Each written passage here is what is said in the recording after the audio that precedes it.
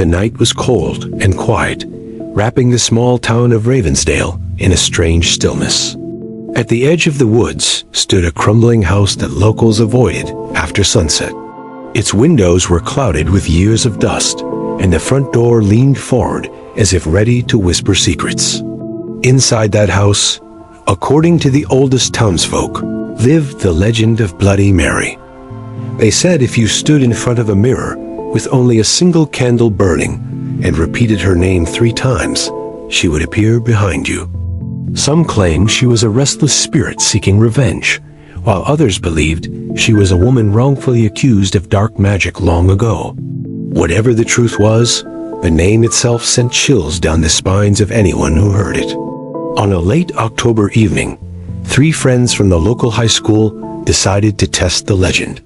Their names were Clara, Ben, and Lucy.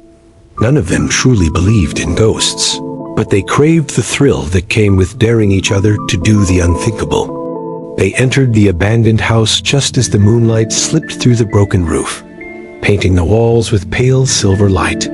The air inside was thick with the scent of damp wood and something faintly metallic, like old blood. Clara held a candle in her trembling hand. Its small flame flickered, as if warning them to turn back. The mirror stood tall in the hallway, cracked at the edges, but still clear enough to reflect their nervous faces. For a long moment, no one spoke. The silence pressed down on them, heavy and suffocating. Then Ben laughed, trying to sound brave, and said, "It's just a story." "Let's prove it." Clara raised the candle closer to her face, the warm light painting shadows on her cheeks. The mirror loomed in front of them, like a silent watcher. Lucy hesitated near the door, clutching her jacket as if it could protect her from the unseen. Ben stood behind Clara, grinning, but his eyes betrayed a flicker of unease. Outside, the wind began to moan through the broken shutters, making the house groan as if something inside it was waking up. "Say it," Ben urged, his voice just above a whisper. Clara licked her dry lips and took a deep breath. The legend had always seemed like a game, something told at sleepovers to make hearts race for fun. But standing there, in that house where the floorboards creaked and the air felt wrong, it no longer felt like a game. She looked at her reflection. Her own eyes stared back, wide and uncertain. The flame wavered as she spoke. "Bloody Mary." Her voice was soft, but it seemed to echo off the walls. Nothing happened. Ben chuckled nervously. Again, "Bloody Mary." The second time was louder. The temperature in the hallway dropped, and Lucy shivered. The candlelight flickered violently, casting long shadows on the cracked walls. "Bloody Mary." The third time left Clara's mouth like a whisper carried on a storm. The silence that followed was unnatural, thick and heavy, as if the house itself was holding its breath. The mirror shimmered faintly, as if a ripple passed through it. Lucy stepped back, her heart hammering. Then the candle went out, plunging the hallway into darkness.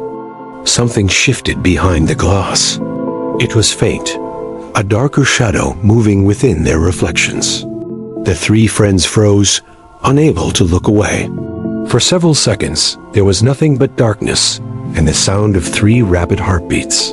Clara's hand shook as she tried to shield the candle from the wind, but the flame had died completely. Lucy whimpered softly, pressing herself against the wall. "Ben, turn on the flashlight," she whispered, her voice trembling. Ben fumbled in his pocket, the sound of his keys and phone scraping against each other, echoing in the silent hall. When the weak light from his phone finally flickered on, it revealed their pale faces and the cracked surface of the mirror. The reflection was wrong.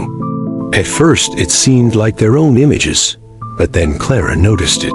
Her reflection was smiling even though she was not. The smile was wide and stretched too far. A figure stood between their reflections, but when they turned around, the hallway behind them was empty. The shape in the mirror wore a long dark dress, and its hair hung like a black curtain over its face. The edges of the mirror seemed to pulse as if something was pressing from the other side. Lucy gasped and grabbed Clara's arm. "Do you see that?" she cried. Clara could not answer. Her voice was trapped somewhere deep in her throat. The air felt colder now, almost wet, like the breath of something that should not exist. The light from Ben's phone dimmed slightly, as if being swallowed by the darkness itself. Then came the whisper. It was faint but sharp, slicing through the silence like broken glass. "Say it again." The words did not come from any of them. They came from inside the mirror. Ben's smile faded. He lowered the phone slowly. None of them dared to speak. The hallway grew colder with each passing second, as if every bit of warmth had been stolen from the air.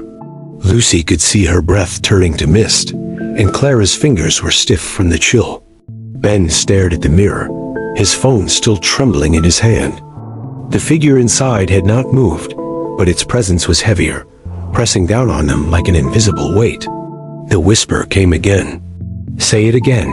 It was clearer this time, a woman's voice, soft yet sharp enough to cut through the darkness. It did not sound like an echo. It sounded alive. Clara shook her head violently. "No," she said in a broken whisper. "We're leaving." She reached for Lucy's hand, but Lucy would not move. Her eyes were fixed on the mirror, wide and unblinking, as if something inside held her captive. Ben took a step backward, his heels scraping against the floor. The sound echoed unnaturally long, bouncing down the hallway like a warning. The candle on the floor suddenly reignited with a hiss, the flame burning tall and bright without any help. Clara gasped. "That's not possible." The figure in the mirror tilted its head slowly, like a predator studying its prey. The hair shifted slightly, revealing a pale cheek streaked with something dark. It raised one bony hand and pressed it against the inside of the glass. A smear of red spread beneath its touch, like blood blooming in water. Then Lucy's lips parted. It was not her voice that came out. "Say it again." The same chilling tone spilled from her mouth. Ben lunged toward her, shaking her shoulders, but she did not blink. Her reflection in the mirror was already smiling. Ben's hands trembled as he shook Lucy harder, but she felt cold and rigid, like a statue carved from ice. Her eyes remained locked on the mirror.